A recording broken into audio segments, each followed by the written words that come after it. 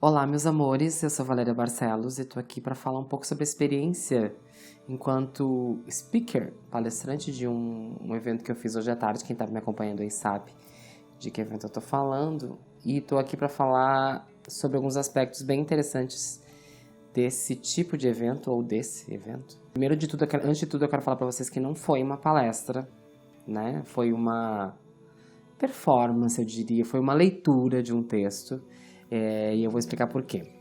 Quando eu recebi esse convite e aceitei assim logo de cara, porque é uma oportunidade bonita de ser ouvida, né? Eu achava, pelo menos. E quando eu recebi esse convite e logo de cara aceitei, eu fiquei pensando em coisas para falar e recorri a muitos dos meus artifícios linguísticos para poder falar aquilo que eu queria que as pessoas ouvissem da maneira que eu falo. De modo que funciona da seguinte maneira: a gente escreve o texto, quer dizer, a gente separa tópicos ali, tem algumas reuniões de como é que vai ser, etc e tal. Eu separei alguns tópicos, mandei para a pessoa que estava me acompanhando, que é uma pessoa maravilhosa, por sinal, que estava me acompanhando, me monitorando. Mandei pra ela deve ter mandado pra alguma superior, alguma coisa, né? E eu tinha que também falar, tinha que fazer como se eu fosse fazer no dia. Quando isso voltou pra mim com várias pontuações, assim, a gente teve uma conversa que voltou com várias pontuações. Veja bem, eu quero deixar bem elucidado e eu vou falar bem pausadamente para que vocês entendam o que eu entendo e sei e tenho consciência de que certos termos não devem ser usados no ambiente acadêmico, de que certos termos não devem ser usados para um grande público, porque eu sei que isso vai para a internet e assim, a internet é terra de ninguém, podem fazer o que bem entenderem. Mas há de se pensar numa diferença bem tênue entre falar certos termos ou não falar certos termos e tolerar a gente de falar certos termos, né? Principalmente se a gente vem de uma certa realidade, a gente vem de uma realidade em que certos termos são necessários para pontuar certos assuntos. Quando eles vieram com essas pontuações todas, eu ponderei e disse, meu Deus, mas eu fui proibida de falar merda, por exemplo. Aqui eu vou falar merda, porque tô no meu canal, posso falar o que eu quiser. Fui proibida de falar merda, fui proibida de falar pinto, fui proibida de falar máquina de sexo.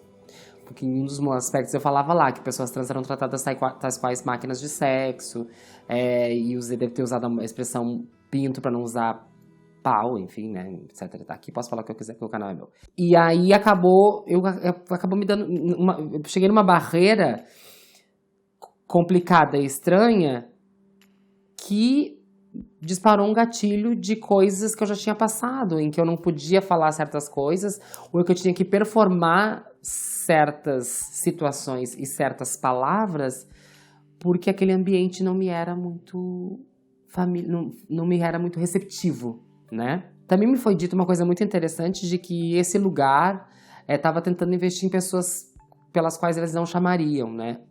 E aí eu acho muito interessante essa parte, porque chamar essas pessoas é muito mais performar essa chamada, né? Muito mais fazer de conta que você está chamando essas pessoas me soa como entre aspas, modismo de vamos colocar aqui pessoas assim, do que tu ouvir propriamente essas pessoas, porque afinal de contas esse ambiente não é também tão propício a essas pessoas, ele não recebe bem essas pessoas. Eu bem sei, já ouvi relatos de amigas que estiveram em ambientes assim, de ensino, que foram rechaçadas, que foram maltratadas, que acabaram desistindo de estudar, inclusive. Tem que se pensar muito numa coisa muito importante, que é ouvir ou conduzir. Eu quero te ouvir ou eu vou conduzir aquilo que tu vai falar ao ponto de que seja algo palatável, que seja algo audível para mim? Preciso pensar nisso. Também eu fiquei pensando assim, de uma frase que me foi dita, de não permitir que a normativa desse palco seja única, né? Que a narrativa desse palco seja única. Que não foi, né? Porque eu me senti falando igual a quem tinha falado antes de mim, ou das pessoas que falaram depois. Parece que ficou tudo muito parecido. E era justamente o que eu não queria. Eu queria que essa narrativa fosse diferenciada, que viesse do meu lugar, do lugar de onde eu falo, ou seja, do meu lugar de fala. O que não aconteceu, né? Pra mim, me soa mais como uma tentativa higienista, de ficar higiênico, bonito e limpinho, para que as pessoas entendessem aquilo que a gente está falando. E isso tira completamente do contexto de real e do contexto de escuta, né? Não é uma escuta, é uma fala conduzida, eu diria. Também me foi toado que trazer pessoas pela mão para conversar e não dizer aquilo que elas querem ouvir, exatamente o que eu quis fazer, né? Vamos conversar sobre esse assunto, e a gente fala assim, porque eu não imagino que uma pessoa, quando vai conversar com outra e a pessoa tá falando, porque tu quer ouvir o que ela tá falando, a pessoa diz, não, mas olha só, aqui tu falou errado. Não, porque não é assim que funciona a escuta, né? A escuta é ouvir, é a escuta. Pontuo mais uma vez, super entendo, compreendo e corroboro com a noção de espaços e de falas em certos espaços. Eu sei que o universo acadêmico não pode, que a internet não pode, que certos lugares, né, certas convenções não podem, tem expressões que não se pode falar. Super entendo. Bom pontuar isso, né? A palavra pinto soou como uma coisa estranha. Pinto, gente, 2020, né? Por favor. Essa tentativa higienista de lidar com os assuntos me veio logo de cara a higienização do termo travesti e transexual, né? Que a travesti é um termo tão latino e dos anos 70, e transexual é um termo tão moderno, porque parece que a pessoa travesti é sempre a marginalizada, a hipersexualizada e a compulsoriamente prostituta, e a pessoa trans não, é uma pessoa super politizada e chique e fina, e aquele termo horroroso que eu odeio, que é passável, né? Parece que a gente sempre tá cuidando, sabe? Comendo pelas beiradas pra falar as coisas. Me foi pontuado também que muitos dessa tentativa de não falar essas palavras, como pinto, merda ou seja lá o que for, era uma tentativa de me proteger a mim de possíveis ataques na internet. Aí eu fico pensando, proteger a mim ou proteger a esse espaço em que eu estava falando de ataques na internet? Porque se essa proteção me fosse real, oferecida de maneira real, certamente eu seria ouvida de maneira real, para que as pessoas entendam que essa proteção fora dali não existe. Que essa proteção fora dali é muito conto de fadas, né? Como eu falo no texto. E fiquei bem preocupada com isso, né? Como as pessoas têm uma outra visão. Eu quero pontuar também a tentativa de ficar me dizendo o tempo inteiro, não diretamente, mas as entrelinhas, que aquele era um lugar que estava me sendo ofertado e que era um lugar de escuta real, etc e tal, mas que era um lugar de acolhimento e que sim, estamos prontos. Não foi o que aconteceu, assim. Eu falar como estou falando agora pra vocês e fazer aquilo que fiz, pra mim, é completamente performático. Dá pra perceber, assim, né? Um detalhe muito importante também foi como é complicado falar sobre fetichização, que palavra, e transfobia, né? Que isso é um assunto muito delicado. Não é um assunto delicado. É um assunto urgente, é preciso falar sobre isso o tempo inteiro, e é preciso falar disso agora e da maneira que tem que se falar. Sabe? Quando a gente... É como uma matéria que eu vi ontem por aqui pipocando, em que tinha 2 cidadãos, um negro e um branco. O negro foi pego com 10 gramas de maconha e o branco foi pego com 300 quilos. Na matéria do negro dizia, traficante pego com não sei o quê. E na matéria do branco dizia, jovem de bairro nobre é pego com quantidade substancial de droga. Oi? Né? É uma higienização. Vamos limpar aqui, porque fica mais legal, fica mais bonito, fica mais palatável.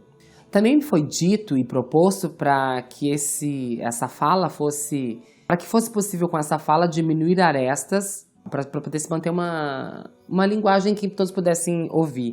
Ora, diminuir arestas não significa simplesmente aproximar essa linguagem de maneira idêntica, né? Aproximar linguagens quer dizer que ambas as partes vão se afinar em algum momento, né? Eu não preciso repetir as coisas da maneira que foi dita, da maneira que me foi proposta.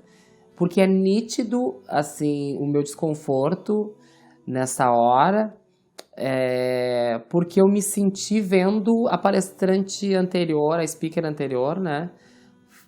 Eu me senti ela própria, porque parecia que eu estava repetindo as mesmas coisas, né? Volto a dizer, e vou falar mais uma vez, embora seja aqui, né, esteja repetindo óbvio. Eu super entendo o quanto e o que eu devo e não devo falar num ambiente acadêmico, o que eu devo e não devo falar num ambiente em que eu saiba que essas imagens são para a internet, etc e tal. Eu super entendo, eu não tô aqui falando, eu queria falar um monte de palavrão. Não, não é isso. É que fique bem elucidado isso que não é.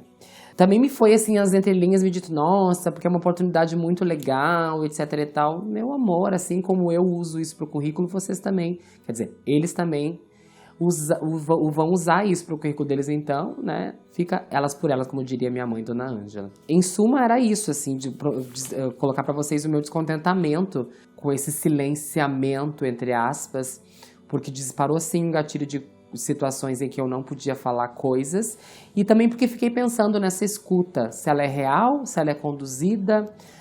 E também lembrei de uma coisa muito importante. Emicida deu uma entrevista muito linda para o Roda Viva e ele usou muito das suas próprias expressões linguísticas e trouxe muito das expressões linguísticas do lugar de onde ele pertence. E é isso. Como que tu quer aproximar falas e aproximar pertenceres de lugares de pertencimento se dentro disso tu tenta moldar ao teu lugar de pertencimento? Isso não é de maneira alguma agregar. Isso é segregar ainda mais. Eu acho que era isso. Vou ler para vocês o texto que eu escrevi. E agora vou ler do jeito que eu quero que seja dito.